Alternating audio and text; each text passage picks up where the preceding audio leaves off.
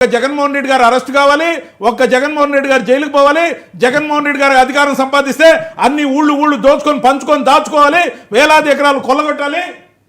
ఏ ఒక్క నాయకుడైనా అనంతపూర్ నుంచి శ్రీకాకుళం దాకా వైఎస్ జగన్మోహన్ రెడ్డి గారికి అండగా ఉన్నారా? ఒక్కరంటే ఒక్కరున్నారా?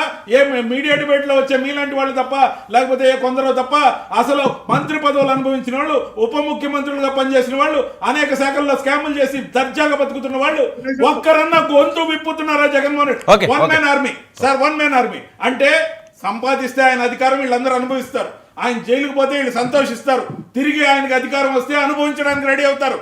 రేపు ఇలాంటి వాళ్ళని నమ్ముకుని ఆయన రిస్క్ చేయాల్సిన అవసరం ఆయన వరకు నేను ఒకటే మాట్లాడుతున్నా కాదు. ఏంటంటే మీరు బీజేపీ నుంచి కూడా అదే మీరు వైసీపీ నుంచి వచ్చారు రవిచంద్ర రెడ్డి గారు, మీకెందుకు ఆ బాధ? నేను ఒకటే అడుగుతున్నా, అక్కడ ఆర్మీ విద్యాసాగర్ గారు నేను ఒక మాట